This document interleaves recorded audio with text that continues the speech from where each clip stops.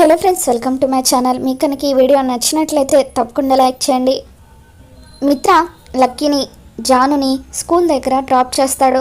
తర్వాత జాను నాకు క్లాస్కి టైం అవుతుంది బావగారు, థ్యాంక్స్ అని చెప్పి అక్కడి నుండి వెళ్తూ ఉంటే లక్కీని కూడా నీతో పాటు తీసుకువెళ్ళని చెప్పి మిత్ర అంటూ ఉంటాడు.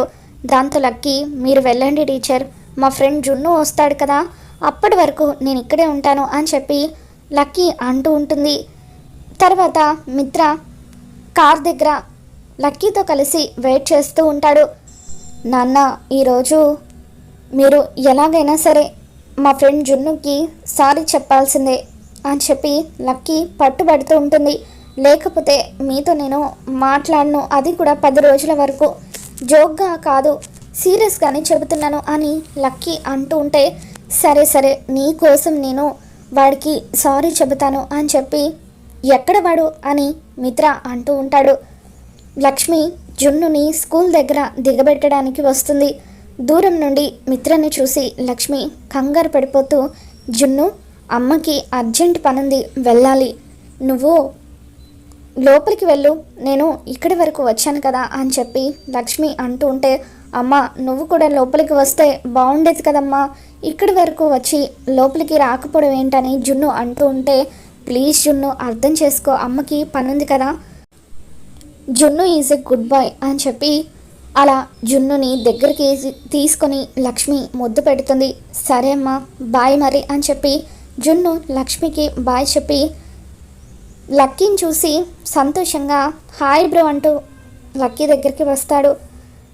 గుడ్ మార్నింగ్ బ్రో అని చెప్పి లక్కీ కూడా జున్నుని పలకరిస్తుంది.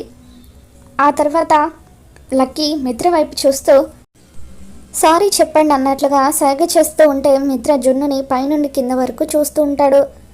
పదలకి వెళ్దామని చెప్పి జున్ను అంటూ ఉంటే, ఆగు బ్రో, మా నాన్న నీకు సారీ చెబుతారు, నిన్న రాత్రి పార్టీలో మా నాన్న గొడవ చేశారు కదా అని చెప్పి అంటూ ఉంటే, గొడవ చేసింది నేను ఒక్కడిని అన్నట్టుగా మాట్లాడతావేంటి, నిన్న ఆ అర్జున్ అలా మాట్లాడితేనే కదా నేను అలా మాట్లాడాల్సి వచ్చిందని చెప్పి మిత్ర అంటూ ఉంటాడు. అదంతా నాకు తెలియదు నాన్న, నిన్న మనం పార్టీకి గెస్ట్లుగా వెళ్ళాం, మరి గెస్ట్లు గొడవ చేయొద్దు కదా అని చెప్పి నువ్వు మా ఫ్రెండ్కి సారీ చెప్పాల్సిందే అంటూ లక్కీ అలా మిత్రని పట్టుబట్టడంతో మిత్ర జున్ను వైపు సీరియస్గా చూస్తూ ఉంటే, త్వరగా ఆ సారీ ఏదో చెప్పేస్తే మేము ఇక్కడ నుండి వెళ్తాం, క్లాస్కి టైం అవుతుందని జున్ను అంటూ ఉంటాడు.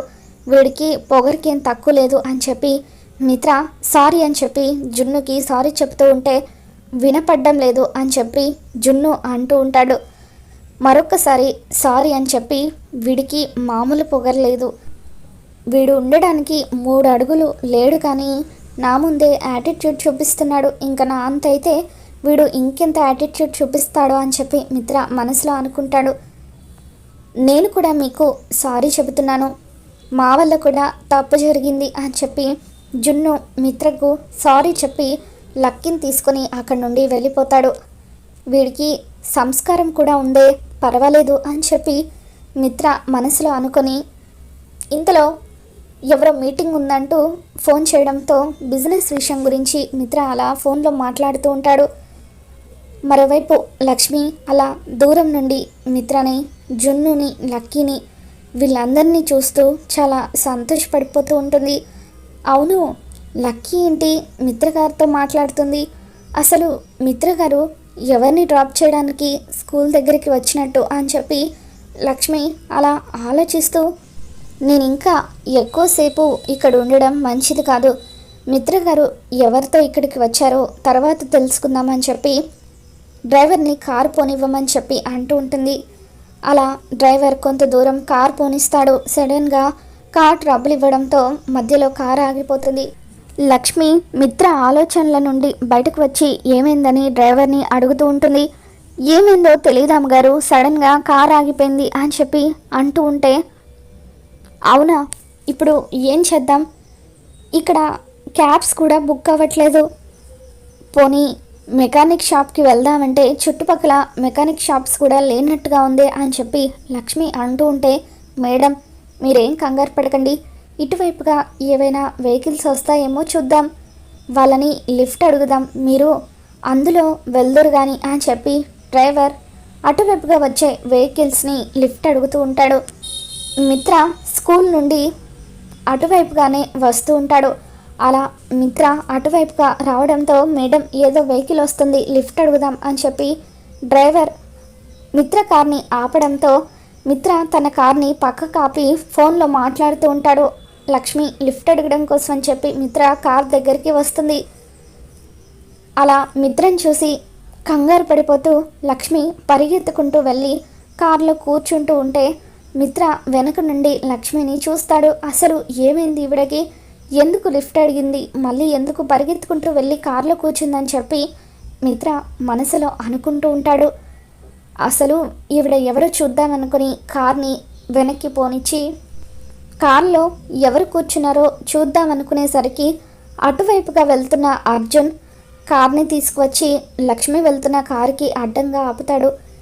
ఇదేంటి లక్ష్మి ఇక్కడుంది అనుకుని అర్జున్ కార్ దిగి లోపల కూర్చొని ఉన్న లక్ష్మి దగ్గరకు వచ్చి, ఏంటి లక్ష్మి మీరు ఇక్కడ ఉన్నారేంటి, కార్ ట్రబుల్ ఇచ్చిందా, మరి నాకు ఒక ఫోన్ అయినా చేసి ఉండాల్సింది కదా, ఎందుకు అంత మొహమాట పడుతున్నారు అని చెప్పి, రా లక్ష్మి నా కార్లో వెళ్దాం అని చెప్పి అలా అర్జున్ లక్ష్మిని పిలుస్తూ ఉంటే అప్పుడు ఇదంతా చూస్తున్న మిత్ర, ఈవిడ ఎవరై ఉంటుంది, అర్జున్ కార్ ఆపి మరి తనతో మాట్లాడుతున్నాడంటే ఒకవేళ తను అర్జున్ భార్య అయి ఉంటుందా, లేదంటే అర్జున్ వాళ్ళ ఇంట్లో ఒక అమ్మాయి ఉంటుందని, ఆ అమ్మాయి కోట్ చేయడం వల్లే అర్జున్ టెండర్ గెలుచుకున్నాడని మేనేజర్ చెప్పాడు కదా, ఒకవేళ ఆ అమ్మాయి అయి ఉంటుందా, ఎలాగైనా సరే ఈరోజు ఆవిడ ఎవరో తెలుసుకుని ఇక్కడ నుండి వెళ్ళాలని చెప్పి మిత్ర అనుకుంటాడు.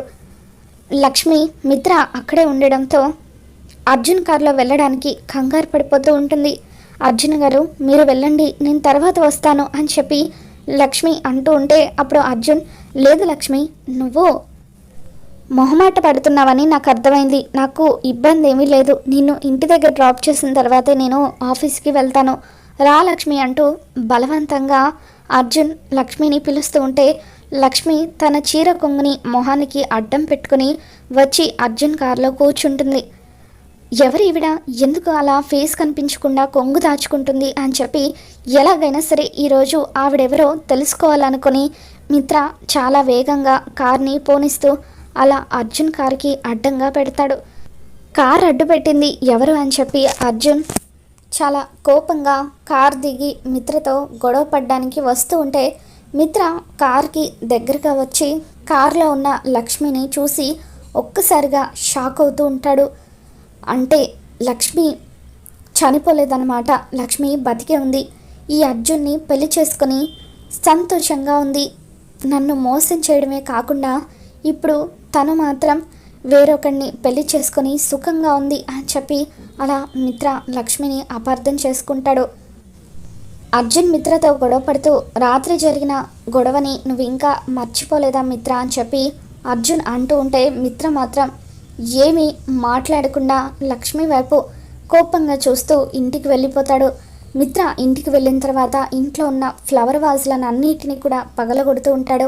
రే మిత్ర ఏమైందిరా సడన్గా నీకు, ఎప్పుడు లేని ఇంత కోపం ఎందుకు వస్తుందని చెప్పి అరవింద భయపడిపోతూ ఉంటే అప్పుడు మిత్ర, మోసం చేసింది మామ్, ఆ లక్ష్మి నాకు ఎంతో ద్రోహం చేసింది, ఇన్ని రోజులుగా లక్ష్మి మనల్ని మోసం చేసి వెళ్ళిపోయి చనిపోయిందని అనుకున్నాం కదా, కానీ ఆ లక్ష్మి అర్జున్ గారిని పెళ్లి చేసుకొని సంతోషంగా ఉంది, వాళ్ళిద్దరికీ ఒక బాబు కూడా ఉన్నాడు, వాడే జున్ను అని చెప్పి అలా మిత్ర అరవింద వాళ్ళకు చెప్పడంతో అరవింద వీళ్ళంతా ఒక్కసారిగా షాక్ అవుతూ ఉంటారు. రే మిత్ర నువ్వు పొరపాటు పడుంటావు, లక్ష్మి బతుకుంది నిజమే అయ్యి ఉండొచ్చు, కానీ ఎట్టి పరిస్థితుల్లోనూ లక్ష్మి మరొక పెళ్లి చేసుకుని ఉండదు అని చెప్పి అరవింద అంటూ ఉంటే నా కళ్ళ ముందే సాక్ష్యం కనిపిస్తూ ఉంటే ఇంకా నమ్మకుండా ఎలా ఉంటాను మామ్, వాళ్ళిద్దరూ భార్యాభర్తలుగా ఒకే ఇంట్లో కలిసి ఉంటున్నారు, చెట్టాపట్టాలు వేసుకుని తిరుగుతున్నారు, అలాంటప్పుడు ఇదంతా అబద్ధం ఎలా అవుతుందని చెప్పి